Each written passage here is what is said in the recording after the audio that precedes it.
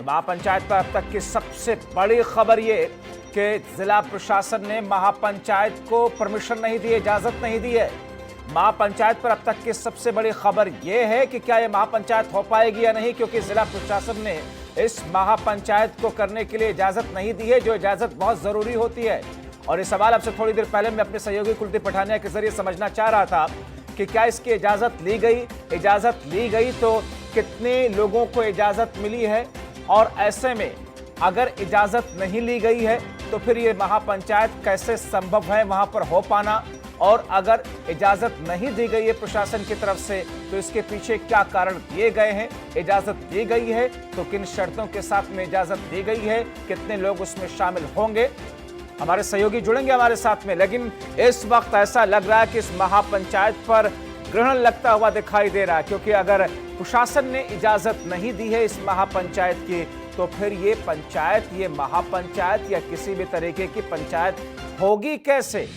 हमारे सहयोगी गगन मिश्रा हमारे साथ फोन लाइन के जरिए जुड़े हुए हैं। गगन, किसी भी कार्यक्रम, रैली, प्रदर्शन या इस तरीके से चौपाल या कोई भी कार्यक्रम हो, सियासी हो, समाजी हो, कोई भी हो, इजाजत प्रशासनिक स्तर पर लेनी पड़ती है, पुलिसिया स्तर पर लेनी पड़ती है। अब जो खबर आ रही है कि प्रशासन ने इजाजत ही नहीं दी है।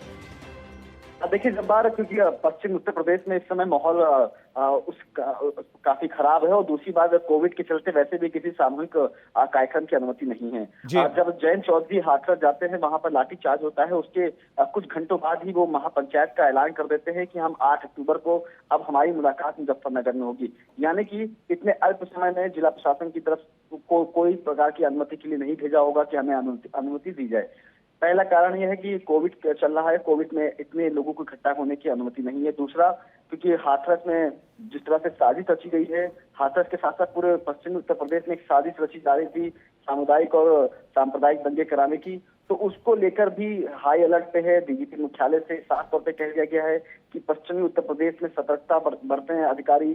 2 अधिकारी अलग से भेजे गए हैं जिसमें एडीजी और डीआईजी रैंक के अधिकारी हैं, वो लगातार पश्चिमी उत्तर प्रदेश में नजर बनाए हुए हैं। उस बीच मुजफ्फरनगर में इस तरह से खास पंचायत होना, उत्तर प्रदेश का कहीं माहौल खराब न हो जाए, किसी प्रकार से कोई शांति व्यवस्था ना खराब हो, इसको लेकर अनुमति नहीं दी गई है। गगन, ऐसे में जहां पर ये आदेश और निर्देश एहतियाती कदम के तौर पर, मगर अब इस महापंचायत के शुरू होने में महज 2 पौने 2 घंटे का वक्त बचा हुआ है, क्या अब वहां प्रशासनिक स्तर पर, पुलिसिया स्तर पर कोई टीम जाएगी, जयंत चौधरी को ये कहेगी कि आप ये पंचायत नहीं कर सकते, अगर आप फिर भी करेंगे तो फिर कानून अपनी कार्रवाई करेगा?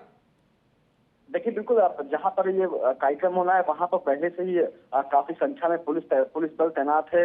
वहां पर एक एसपी रैंक अधिकारी भी एक बार जाकर वहां पर ये कह चुका है कि यहाँ पर किसी प्रकार का कार्यक्रम का आयोजन नहीं होगा। लेकिन सबसे बड़ी बात है कि जिला प्रशासन को वहां पर टेंट लग गया है, वहां पर पूरी तैयारी हो गई है, मंच तैयार हो गया, तो आखिरकार मंच कैसे तैयार हो गया उसकी भी जांच होना तय है कि वहां पर अधिकारियों ने क्यों नहीं रोका मंच तैयार होने से पहले।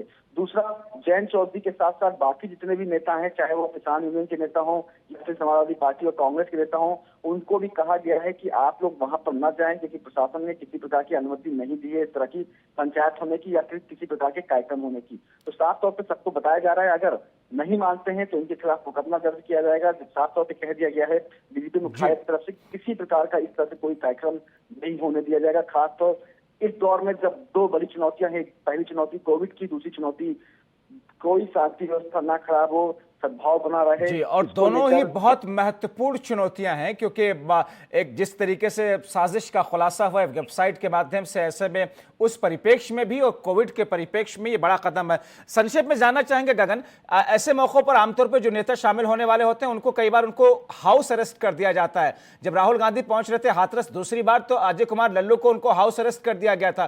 क्या धर्मेंद्र यादव जैसे इस रैली में पहुंचने वाले हैं, यूपी में बीजेपी की सरकार है, हरियाणा से कुछ लोग पहुंचने वाले हैं, वहां बीजेपी की सरकार है, क्या इन लोगों को हाउस अरेस्ट किया जाएगा ताकि वो लोग निकले ना, जा ना सके और कोई हंगामा ना हो? देखिए लाजमी है कि अगर जिला प्रशासन ने अनुमति नहीं दी है तो उनको पहले कवायद होगी कि रोका जाएगा।